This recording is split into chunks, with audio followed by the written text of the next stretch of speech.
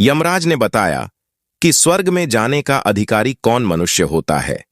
जय श्री कृष्ण दोस्तों, स्वागत है आप सभी का हमारे चैनल में। आज मैं आपके लिए बहुत ही महत्वपूर्ण जानकारी लेकर आया हूं। प्रिय बंधु, एक बार धरती लोक पर 4 व्यक्तियों की मृत्यु एक साथ हुई थी। चारों अलग अलग प्रदेश के अलग अलग शहर के रहने वाले थे। संयोग से उन चारों का अल्प समय आ गया।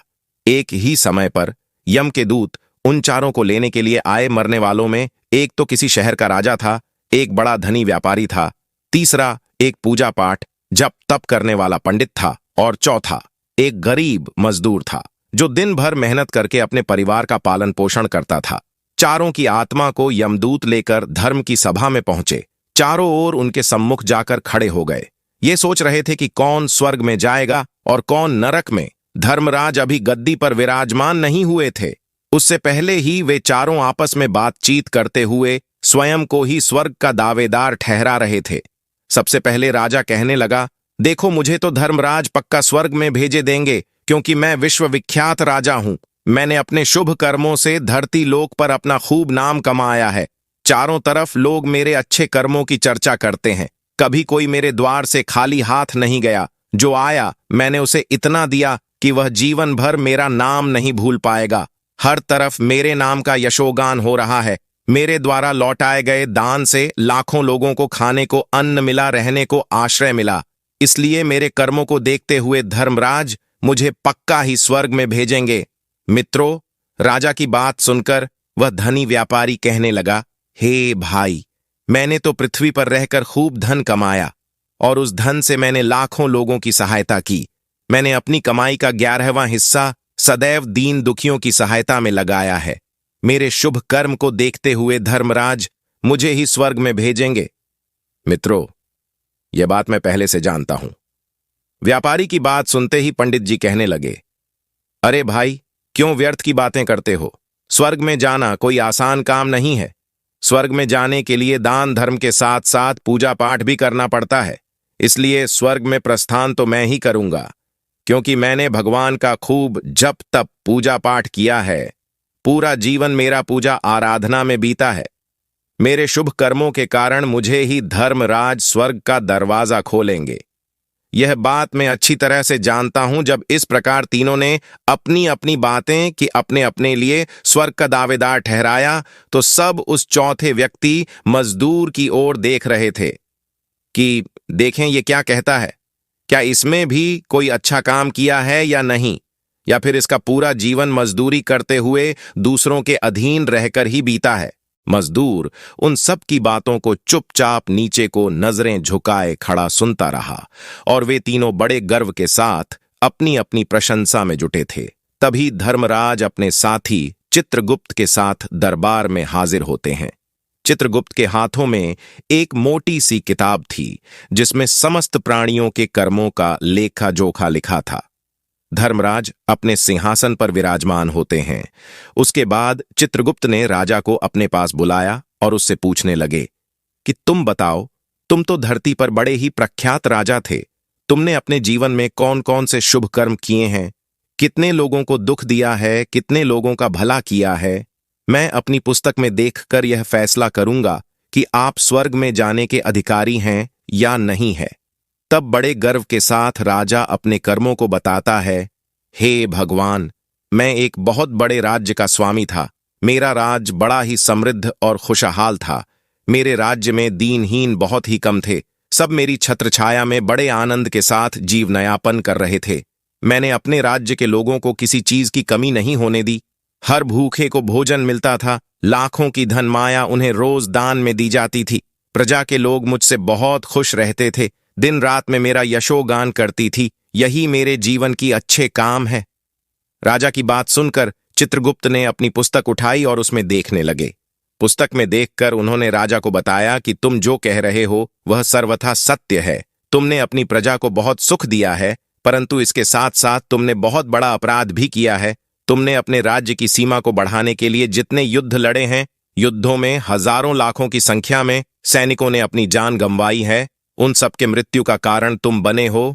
उनके परिवारों को, उनके बच्चों को अनाथ करने वाले तुम हो। उनके स्त्रियों को विधवा बनाने वाले तुम हो। उनकी माँ की गोदी सोनी करने वाले तुम हो। तुमने लोग पास हजारों परिवारों को घर उजाड़ दिया है।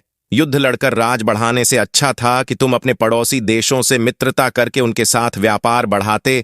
आपका राज तब भी समृद्ध और संपन्न रहता।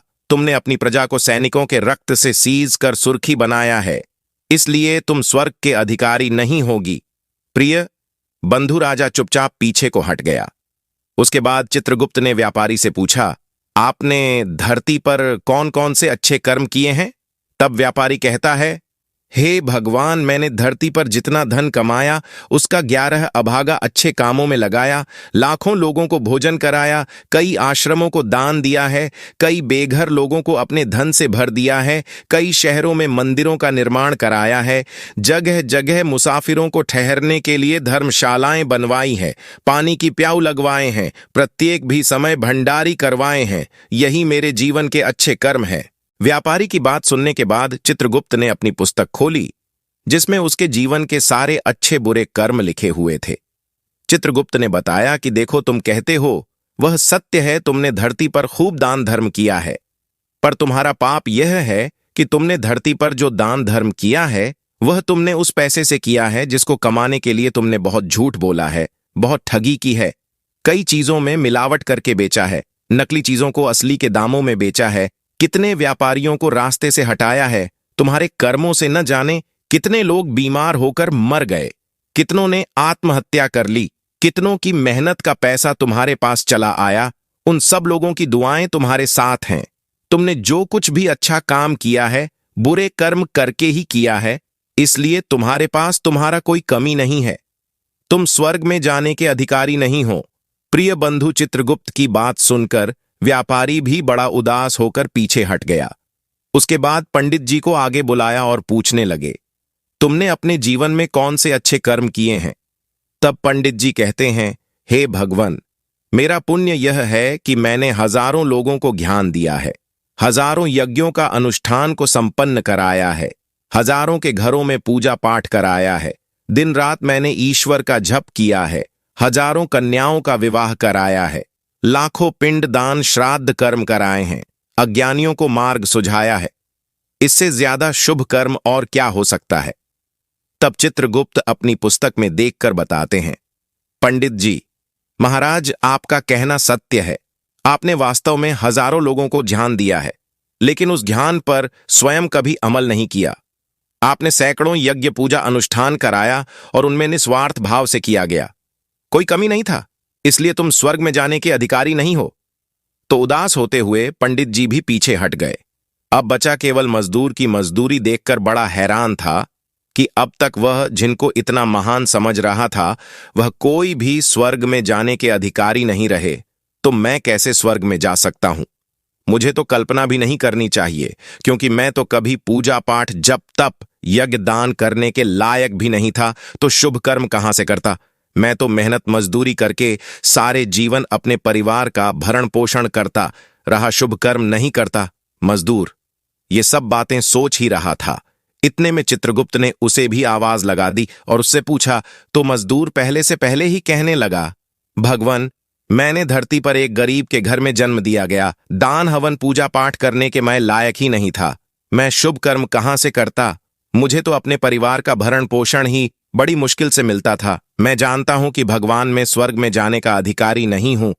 मैंने धरती पर भी नरक भोगा है और यहां भी भोगना होगा, पर मेरी हार्दिक इच्छा है, मैं स्वर्ग में तो नहीं जा पाऊंगा। मैं एक बार स्वर्ग को अपनी आंखों से झांक कर देखना चाहता हूं। इससे अधिक मेरी कोई इच्छा नहीं है, क्योंकि मैंने ऐसा कोई काम नहीं किया है जो कुछ देर के लिए ही मुझे स्वर्ग में पहुंचा पाता। गरीबी में पला बड़ा काम के बाद लोगों की सेवा के लिए मेरे पास समय नहीं बचता। बचा हुआ समय मैं अपने बूढ़े माँ बाप की सेवा में लगा देता था। उनके लिए अवस्थी पीसता, उन्हें खिलाता पिलाता, उनके वस्त्र बदलता, उन्हें नहलाता सुलाता। यही मेरी दिनचर्या थी। मुझे तो मंदिर में जाने का भी अवसर नहीं मिलता था।